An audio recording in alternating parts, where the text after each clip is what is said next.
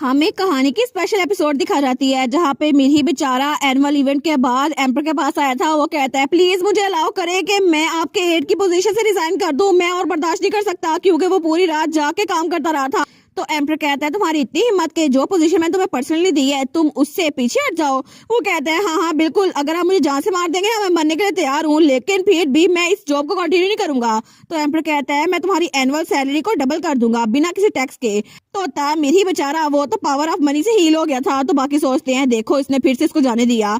लेकिन दूसरी तरफ हमें फूल ऑफ जस्टिस दिखाया जाता है जो कि हमारी सिलीसिया थी। तो तब स्कूल में कोई किसी को बुली करा था तो सिलीसिया ने उसे पंच मारा था। वो कहती है तुम किसी को बुली कर रही हो, ऐसा कैसे हो सकता है। लेकिन जब वो पहली बार अपने शहर से बाहर निकली थी ना तब भी उसने पंच मारा था। तो वो कहती है तुम लोग स्लेव्स को ट्रैफिक कर रहे थे, अनफॉरगिवेबल, और तब भी उसे पंच मारा था। और उसके बाद जब उसे पता चला था कोई कल्ट है तो वो कहती है ये तो बिल्कुल भी माफी के काबिल नहीं है। लेकिन जैसे उसके फादर को बच रहा था ना वो कहता है वो एक कल्ट को बस्ट करने के लिए गई थी, ऐसा लगता है ये मेरी बेटी है क्योंकि वो अपनी माँ पे गई है। तो एम्पर यान फर्जा कहता है कि अपनी मोम पे। और उसके बाद आइडियल टाइप के बारे में बताया जाता है। तो एम्पर कहता है अच्छा आइडियल टाइप कोई ऐसी जो मुझसे ज्यादा स्ट्रॉन्ग हो, अगर वो स्पेयर चला सके फिर तो और ज्यादा अच्छा होगा। लेकिन तब यूजीन वो कहता है कोई बहुत ज्यादा अडोरेबल और एनर्जेटिक, अगर उसके रेड बाल होना तो अच्छा होगा, लेकिन मेरे दिमाग में कोई स्पेसिफिक नहीं है। और वो तो हमारी सिलीसिया की बात कर रहा था।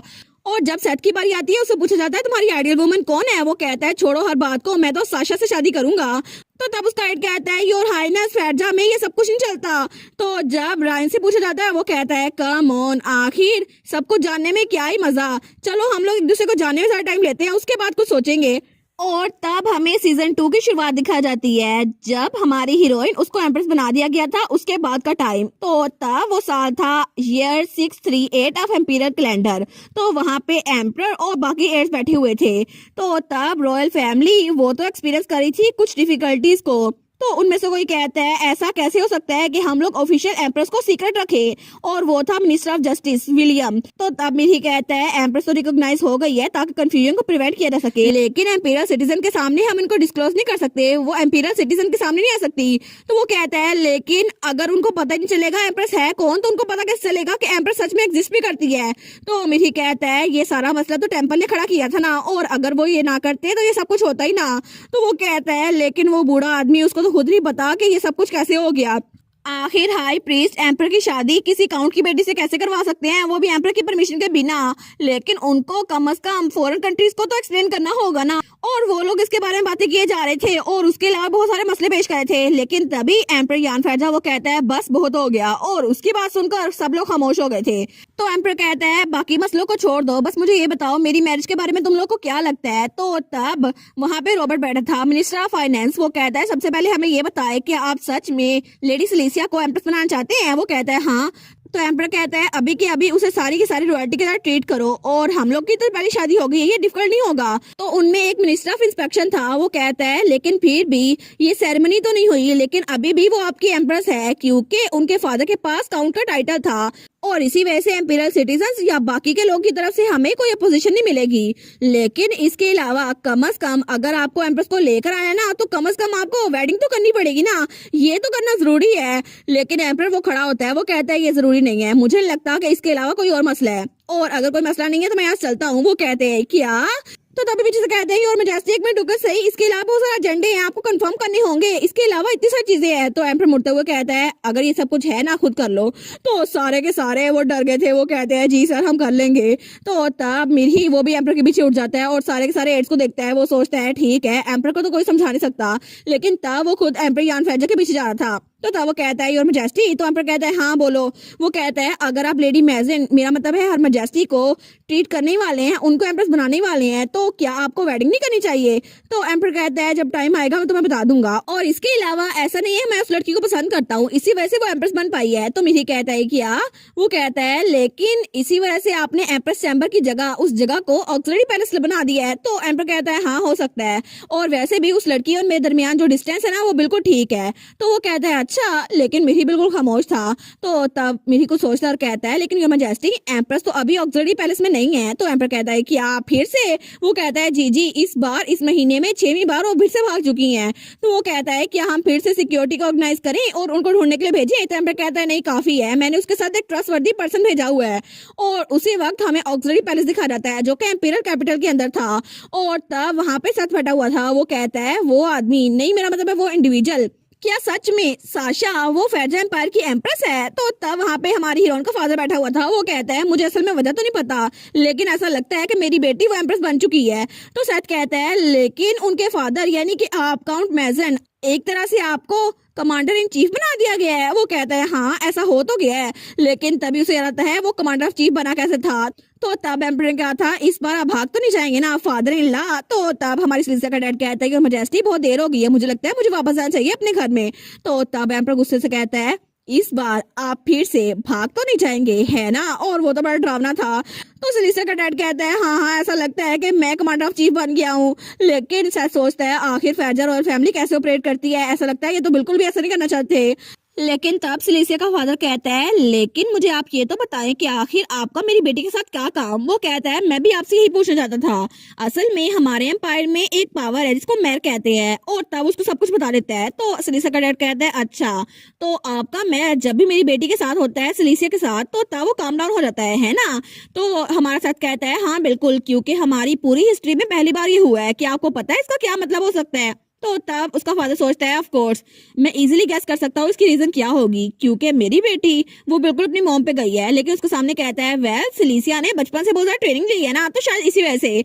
तो सच कहता है अच्छा ये वजह है, लेकिन by the way empress auxiliary palace में है ना? तो तब उसका डैड कहता है हाँ हाँ मैंने भी यही सुना था और मैं तो खुद यहाँ पर आया था उससे मिलने के लिए। लेकिन तभी मेरी इशारा करती है नहीं आज भी वो यहाँ पर नहीं है। तो वो कहता है लेकिन ऐसा लगता है वो फिर से भाग गई है और ये इस महीने में 6वीं बार है। तो सच कहता है क्या ये ठीक होगा कि एम्प्रेस ऐसे भटकती रहे? और तब हमें एक और जगह दिखा जाती है जहाँ पर कोई बहुत तेज से भाग रहा था और तब वो कोई लड़की थी। लेकिन तभी उसके सामने कोई रुकता है और वो थी हमारी सिलिसिया। तो तब उसका फादर कहता है मुझे लगता है ये ठीक होगा क्योंकि उसके साथ एम्पर का एक ट्रस्टवर्दी पर्सन है। और तब हमें वो आदमी दिखा जाता है जो कि यान फैजा का चीफ था, गिलियन मोरे। और तब वो हमारी हीरोइन के सामने आकर रुकता है। वो कहता है बस कर दे ये सब कुछ सोचना और भागना, योर एम्प्रेस मैजेस्टी। तो वो कहती है मुझे ये कहना बंद कर दो, मैं कोई एम्प्रेस नहीं हूँ, तुम लोग ये मुझे क्यों कहते रहते हो? तो तब वो कहता है अब कोई फायदा नहीं है, वैसे भी इंटेलिजेंस जहाँ से मैं बिलोंग करता हूँ ना, उन्होंने कहा है कि हमेशा आपकी हिफाजत करूं। और फैक्ट ये है कि मैं इंटेलिजेंस मिशन पर हूँ, लेकिन आपकी वजह से मुझे यहाँ पर आना पड़ा एम्प्रेस सिलिसिया। और ये अच्छा होगा कि आप अपनी पोजीशन को एक्सेप्ट कर लें। तो हमारी हीरोइन वो कहती है लेकिन पूरा दिन मुझे पढ़ना पड़ता है, politics studies, history study, politics, ceremony of the palace, और ये सारा कुछ पढ़ पढ़ के मैं थक जाती हूँ। पता नहीं कितने साल हो गए जब से मैंने अकेडमी से ग्रेजुएट किया है। वो कहता है इसका मतलब है आप उस सबसे थक चुकी हैं। तो वो कहती है जब मैं पहले गार्ड थी ना तब लाइफ बहुत ज्यादा इजियर थी, अब ये ड्रेसेस भी इतनी भारी हैं और मैं तो पहले से भाग भी नहीं सकती। लेकिन तभी वो उसको चकमा दे के वहां से भागने लगती है तो फिर से उसको रोक लेता है। वो सोचती है कितना वेस्ट है ना। तो वो सोचता है अच्छा मैं समझ गया, एम्प्रेस ये तो बिल्कुल भी किसी पपी की तरह नहीं है और जब तक इनकी एनर्जी ये रेगुलरली रिलीज नहीं होगी ना मुझे बहुत ज्यादा ट्रबल होगी। तो इस तरह जैसे किसी पपी को वाक के लिए लेके जाते हैं ना, इनको भी वाक के लिए लेके जाना चाहिए। लेकिन अब मैं इनका क्या करूं? तो तभी उसको एक आइडिया आता है। वो कहता है योर मैजेस्टी क्या आपने कभी सेल्फ डिफेंस सीखने के बारे में कुछ सोचा है? तो हमारी सिलिसिया कहती है सेल्फ डिफेंस नहीं, मैं मार्शल आर्ट में इतनी कॉन्फिडेंट तो नहीं हूँ। लेकिन थोड़ी देर बाद ही वो उसको ट्रेनिंग ग्राउंड में ले आया था। तो हमारी सिलिसिया उसने तो अपने हाथ से लकड़ियां तोड़ दी थी और उसने जो किक मारी थी ना तो वो चीज तो दूर जा गिरी थी और उसके बाद उसने जो मुक्का मारा था वो दीवार ही टूट गई थी। लेकिन तब वो कहती है देखा अब मुझे अच्छा लग रहा है, अब इसके बाद क्या है? तो वो सोचता है इनक्रेडिबल, इनके पास डिस्ट्रक्टिव पावर है बिना किसी रून के यूज किए हुए। एम्प्रेस की कम्बाट एबिलिटी ये तो सच में किसी भी गार्ड से ज्यादा है और इन जैसी इंसान मुझे यही चाहिए थी। तो तब सिलिसिया कंधे पे रखता है और कहता है योर मैजेस्टी क्या सच में आप मेरे साथ असल में ट्रेनिंग करना चाहेंगी? और वो सोचता है बिल्कुल, मैं इस एबिलिटी को, इस टैलेंट को जाया नहीं होने दूंगा। और कुछ दिनों बाद हमें बताया जाता है हैप्पीनेस चर्च का सारा मामला जिसकी वजह से पूरे एम्पायर में मसला खड़ा हो गया था और कंसर्ट अपरोड का मसला जो कि रॉयल फैमिली में चल रहा था कि आखिर एम्प्रेस कौन है, वो सारा का सारा सेटल हो गया था। और तब एम्पर वहां पे बैठा हुआ था और उसके हाथ में कोई शीशी थी और ये सब कुछ उसको बता रहा था मिरी। वो कहता है योर मैजेस्टी आप सुन भी रहे हैं या नहीं? तो एम्पर कहता है हाँ सुन रहा हूँ, बोलते रहो। तो वो सोचता है ये फिर से नहीं सुन रहे। लेकिन वो कहता है योर मैजेस्टी आप जैसे ऑर्डर किया था ना कितुसेन एक्सपेडिशन के बारे में हमने सब कुछ पता किया और सर्वन वार के बारे में भी, और ऐसा लगता है वहाँ पे 2 इनकरेक्ट रिकॉर्ड्स पड़े हुए हैं और जो कि हमें पता चले हैं। तो एम्पर कहता है अच्छा तो आगे बताओ आगे क्या हुआ। वो कहता है सबसे पहले वहां पर लिखा हुआ है कि ईयर 626 में फैजा एम्पायर में कुछ हुआ था कि वहां पर किसी फौज को भेजा गया था, लेकिन उसी वक्त किसी और जगह पे कैरियन प्लेन्स में कोई आर्मी भी गई थी। लेकिन इन रिकॉर्ड्स का थोड़ा मसला है क्योंकि ये आगे पीछे हैं और ऐसा लगता है कैरियन प्लेन में जो गया था ना वहां पे योर मैजेस्टी आपको भी पता होगा ना कि वहां पर क्या छुपा हुआ है। तो एम्पर कहता है अच्छा तो तुम्हारा कहने का मतलब है रेड विच है ना। वो कहता है क्या रेड विच। तो वो कहता है हाँ बिल्कुल रेड विच। मैंने सुना था कि उस अरसे में रेड विच ने फैजा एम्पायर को जीतने में मदद दी थी, लेकिन वो कहानी तो बहुत ज्यादा पुरानी हो गई है। और वो रेड विच उसने तो एक्सपेंसिव आर्मर पहना हुआ था लेकिन उसके बारे में कोई रिकॉर्ड नहीं है। वो कहता है नहीं नहीं इसके बारे में कोई रिकॉर्ड नहीं है, मैं तो पहली बार आपके मुंह से सुना है। तो एम्पर कहता है अच्छा ये बात है, लेकिन सब कुछ ठीक है, इसके बाद इन्वेस्टिगेशन करो और मुझे बताओ और सारे के सारे मैटर को कॉन्फिडेंशियल रखना। वो कहता है जी। लेकिन मेरी सोचता है एज एक्सपेक्टेड इन्होंने फिर से कुछ रिवील नहीं किया। तो तभी वहां पर कोई आता है, वो कहता है योर मैजेस्टी लॉर्ड राइन आपसे मिलने के लिए आए हैं। तो तब एम्पर कहता है मिर्ही। वो कहता है जी योर मैजेस्टी। तो एम्पर डराते हुए से कहता है ये सारी की सारी इन्फॉर्मेशन जो तुमने मुझे बताई है कहीं तुमने राइन को तो नहीं बता दी। वो कहता है जी इन्वेस्टिगेशन के दरमियान लॉर्ड राइन वो कितुसान गए थे तो मटेरियल्स वो तो सिर्फ मैंने चेक किए थे और लॉर्ड आइजक ने, इसलिए उनको नहीं पता। तो एम्पर कहता है ठीक है अच्छी बात है, अब इस सारे मामले को कॉन्फिडेंशियल रखना। वो सोचता है कि लॉर्ड राइन तो उस वक्त सिर्फ 11 साल के थे ना और ऐसा तो हो नहीं सकता वो इस मामले में इन्वॉल्व है, आखिर छुपाना क्या चाहते हैं। लेकिन तभी वहां पर राइन आता है। वो कहता है ओ भाई आपके साथ तो लॉर्ड मेरी भी है। लेकिन तब वहां आके कहता है यूजीन विनर वो तो अभी भी टोमा र्यूकन के नाम से अभी काम कर रहा है, क्या हम उसको ऐसे छोड़ दें। तो तब ये सारी रिपोर्ट मेरी उसको देता है। तो एम्पर कहता है अच्छा उसने कहा था कि प्रिंसेस एलिस के बारे में कुछ अजीब है। तो राइन कहता है मैंने भी इस बारे में सुना था, क्या हम उसको अभी पकड़ ना ले उसे इन्वेस्टिगेशन ना करें। तो एम्पर कहता है अगर हमने उसको पकड़ भी लिया ना फिर भी उसको हम पे यकीन नहीं आएगा कि ऐसा कुछ नहीं था और वो तो मुझे मारना चाहता था। तो तब राइन कहता है अरे हाँ इसके अलावा सिस्टर इन लॉ उनको तो लॉर्ड गिलियन ट्रेन कर रहे हैं ना। तो एम्पर कहता है मैंने ऑर्डर दिया था, लेकिन तभी वो कहता है क्या उसको ट्रेन कर रहा है, मैंने तो उसकी हिफाजत के लिए भेजा था, लेकिन ट्रेनिंग किसमें कर रहा है। तो राइन तो बड़ा खुश था, वो कहता है ट्रेनिंग कर रहे हैं आपको नहीं पता। तो एम्पर कहता है लॉर्ड गिलियन वो साशा को ट्रेनिंग दे रहे हैं, आखिर ये सब कुछ कैसे हुआ। तो राइन कहता है मुझे तो खुद नहीं पता लेकिन कितना मजा आएगा। तो मिर्ही कहता है लेकिन लॉर्ड गिलियन वो तो नाइट से है ना, आखिर इसमें गलती क्या है। तो तब राइन हंसते हुए कहता है लॉर्ड मिर्ही आपको पता नहीं है ओरिजिनली लॉर्ड गिलियन वो तो इंस्ट्रक्टर थे रॉयल गार्ड के और वो तो बहुत ज्यादा सख्त ट्रेनिंग कराते थे और ट्रेनिंग ड्यूटीज के अलावा इंटेलिजेंस सर्विस में भी बहुत ज्यादा अच्छे थे, लेकिन उसी की वजह से उनकी ट्रेनिंग मेथड बहुत ज्यादा ब्रूटल है। और तब हमें दूसरी तरफ ट्रेनिंग ग्राउंड का सीन दिखाया जाता है। तो तब लॉर्ड गिलियन वो चिल्ला कहता है और ऊंचा बोलो। तो हमारी हीरोइन वो तो पुशअप्स कर रही थी और उसके ऊपर बहुत ज्यादा बोरिया थी, वो कहती है 497 और तब वो बेचारी उसने तो बड़ी मुश्किल से 500 कंप्लीट किए थे और तब वो नीचे ढह गई थी। तो गिलियन सोचता है परफेक्ट थर्ड स्टेज अब कंप्लीट हुई। वो सोचता है कितना अमेजिंग है ना, ये पहली लड़की है जिसने मेरी ट्रेनिंग को पूरा किया और हिज मैजेस्टी एम्पर के बाद ये पहली है जिसने ये सब कुछ कंप्लीट किया। तो हमारी सिलेसिया तो बड़ी थकी हुई थी। वो कहता है 3 मिनट की ब्रेक के बाद हम स्वॉर्डमैनशिप ट्रेनिंग करेंगे।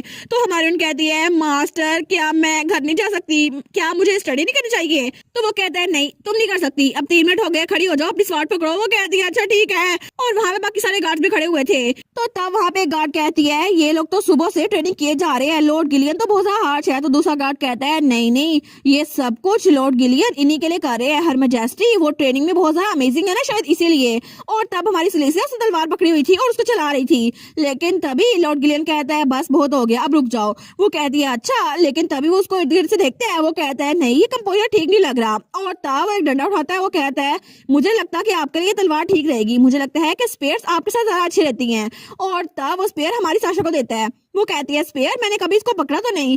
तो तब वो कहता है योर मैजेस्टी आपका स्ट्रेंथ पावर और बैलेंस इतनी ज्यादा है, मुझे लगता है आपके लिए स्पेयर ठीक रहेगी, आपके लिए तलवार ठीक नहीं रहेगी। तो सिलीसा सोचती है 1 मिनट सारे के सारे फैजा नाइट्स वो स्वॉर्ड यूज करते हैं ना, इसका मतलब है कि मैं कॉमन स्पेयर टेक्निक सीखूंगी, मतलब मेरी ट्रेनिंग थोड़ी शॉर्ट हो गई। लेकिन तभी लॉर्ड गिलियन कहता है बाय द वे मैंने पर्सनली सबको इस बारे में ट्रेन किया हुआ है, तो आप इससे बच नहीं सकती, इसलिए आप एक्सपर्टाइज की फिक्र ना करें क्योंकि मैं आपको सबको सिखा दूंगा। तो हमारी उन कहती है वो कहता है स्वॉर्ड ट्रेनिंग के स्टैंडर्ड तो बहुत ज्यादा रिस्ट्रिक्टिव है, इसलिए मैं फ्रस्ट्रेटेड हो गया था, लेकिन आपको मैं सब कुछ सिखाऊंगा और अच्छा हुआ ना मैं आपको खुद सिखा रहा हूँ योर मैजेस्टी। तो हमारी तो रोने वाली हो गई थी। वो कहती है हाँ हाँ बिल्कुल, लेकिन तभी वो स्पेस चलाना शुरू करती है तो गिलियन कहता है और तेज से और प्रिसाइज, और आज आपको विटनेस करना होगा स्पेयर की टेक्निक क्या होती है, और सबसे पहले आपको अपने आप पे फोकस करना होगा और इस वेपन पे भी, इसको एक वेपन समझे और इसको अपनी बॉडी का पार्ट समझे।